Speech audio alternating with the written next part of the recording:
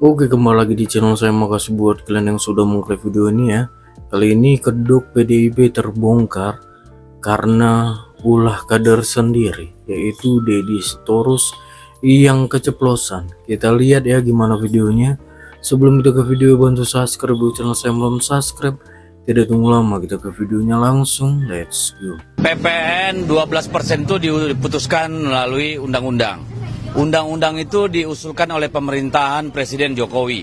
Pada saat yang sama PDI Perjuangan ada di komisi itu dan komisi itu menunjukkan PDI Perjuangan menjadi ketua panja kalau saya tidak salah.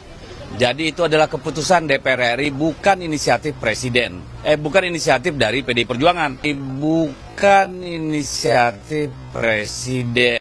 Bukan inisiatif Presiden. Jadi salah alamat kalau dibilang inisiatornya PDI Perjuangan.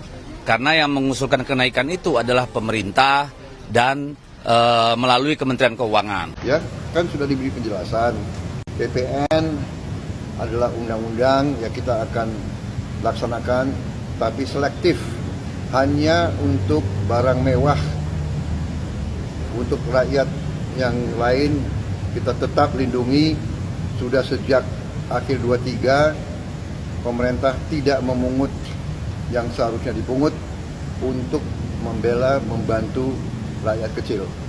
Ya, jadi kalaupun naik itu hanya untuk barang mewah. Ya. Berarti barang-barangnya minggu depan ya Pak ya? Terima kasih Pak.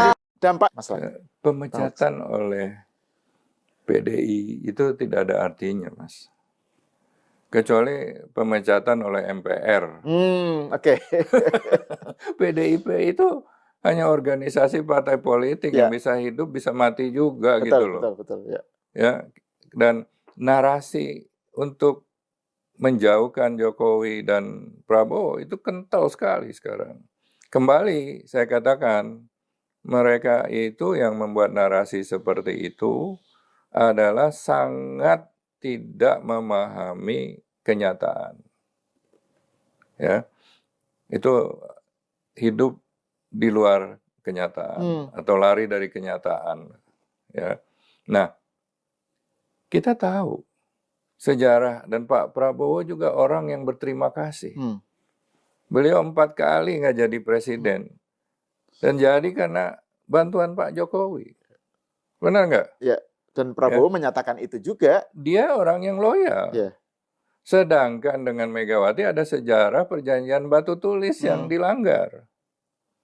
Yang terakhir kan mungkin dia, wah saya ada perjanjian batu tulis, ini giliran saya, mungkin Ganjar jadi wakil saya gitu. Ya. Ternyata itu tidak dideliver ya.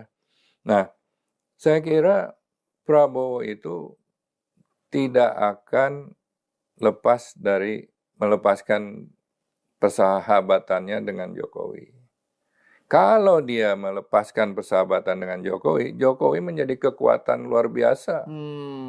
Itu akan membahayakan walaupun tidak ada partai. Ya. Apalagi kalau dia jadi ketua partai nanti. Itu sangat riskan loh. Lebih riskan melepaskan Jokowi daripada PDIP.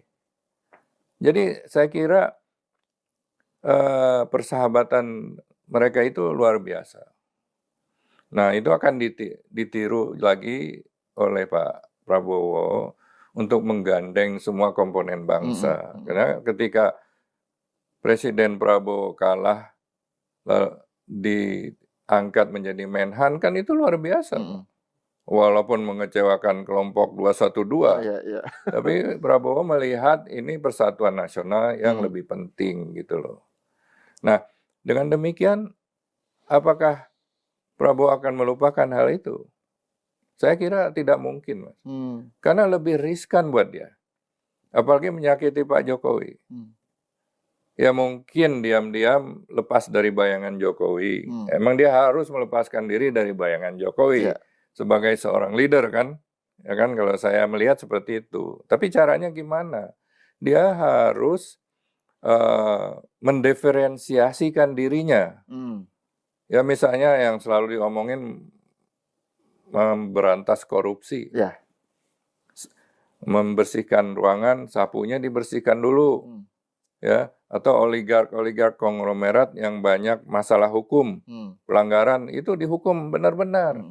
Itu baru semua Ya. siap komandan. Itu lepas dari bayangan Jokowi dia. Hmm. Tapi kalau ribut dengan Jokowi seperti yang dilakukan oleh PDIP, itu akan merugikan Hmm. Pak Prabowo.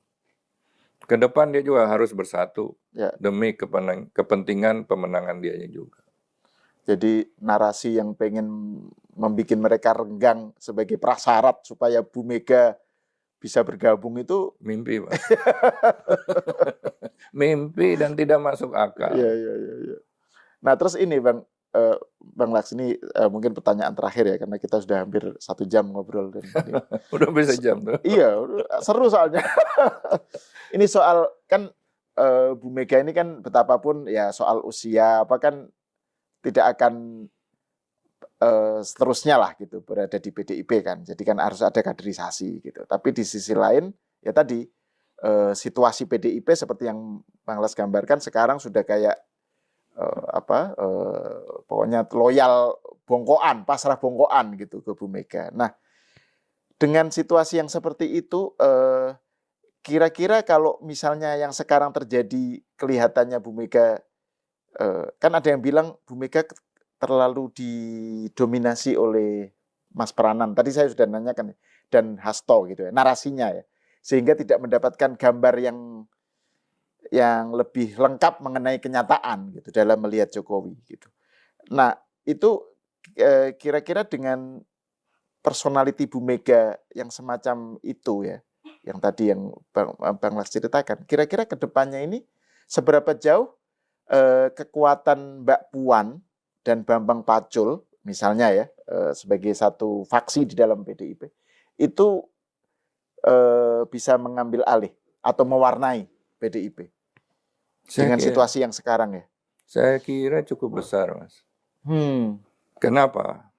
Ya, itu adalah keluarga Ibu Mega, anak.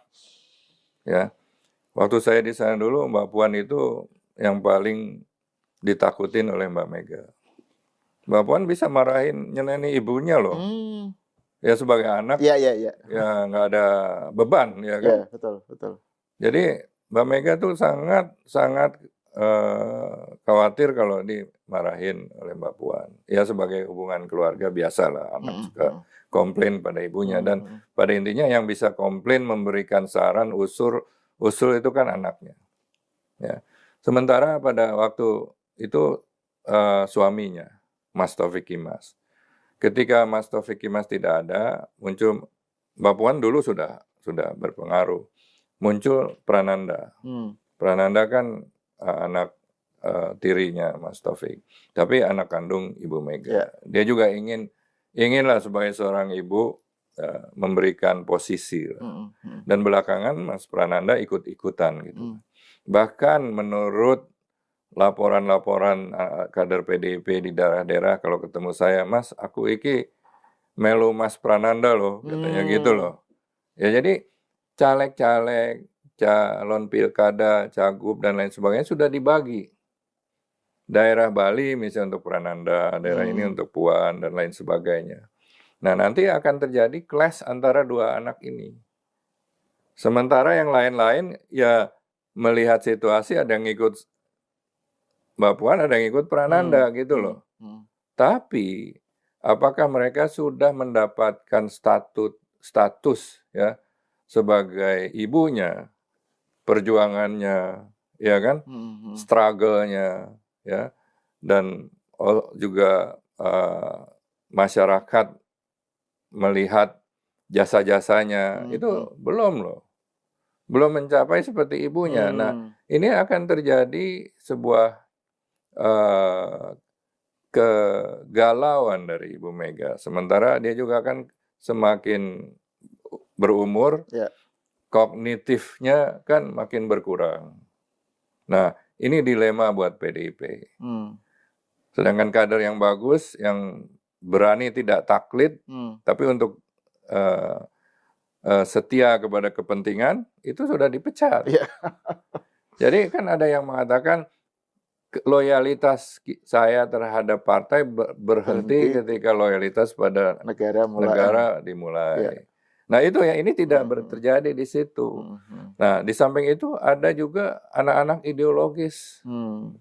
yang bergabung ke PDIP karena sejarah Bung Karno, bukan karena anak-anak kesetiaan pada anak biologisnya. Itu akan pecah, Pak. Hmm. Jadi bisa pecah tiga ini antara dua anak, lalu anak-anak biologis. Nah itu tinggal partai mana aja yang mau menampung Iya, itu. iya, iya, iya. Nah itu kan kalau misalnya saya nanya tentang Mbak Puan dan Mas Pranan itu karena kan selama ini terutama terkait dengan Jokowi kan narasi yang selalu dianggap mewakili PDIP kan selalu yang muncul tuh sosok seperti Hasto, Deddy Sitorus, Adian gitu ya, yang notabene dianggap itulah suara PDIP. Sementara tidak ada counter gitu dari Bu Mega, dari Mbak Puan gitu ya, dari Bambang Pacul atau dari Trimedia atau kelompoknya Mbak Puan kayak kok senyap gitu. Jadi misalnya soal narasi tentang tuduhan bahwa misalnya pilkada kemarin parcok gitu misalnya ya atau apa gitu. Itu kan Mbak Puan diem. Atau Jokowi diserang Mbak Puan juga diem gitu. Jadi diemnya itu itu strategi atau kalah atau ngalah menunggu momen atau Tadi gimana kan itu? saya bilang ada dua kategori, Mas. Yang mendukung diam itu kan sudah mendapat Oke. zona nyaman. Nggak bisa hilang kenyamanannya, kekuasaan dan lain sebagainya. Yang ribut-ribut begitu belum kebagian atau nggak kebagian, Mas. Ya, namun di antara sibling saudara ini memang terjadi rivalitas. Terjadi rivalitas. Saya menyaksikan sendiri loh sebagai orang tua waktu dulu ya. Ya. Terjadi rivalitas yang luar biasa. Nah, bagi kader-kader PDIP, pilihannya adalah ikut Puan atau ikut Nanan gitu loh. Tidak ada pilihan lain. Makanya ada yang milih ke sana, ada yang milih ke sini. Jadi kalau Mbak Puan ikut. Oke, itu dia videonya. Gimana menurut kalian, dan sampai bertemu di video saya selanjutnya. Bye.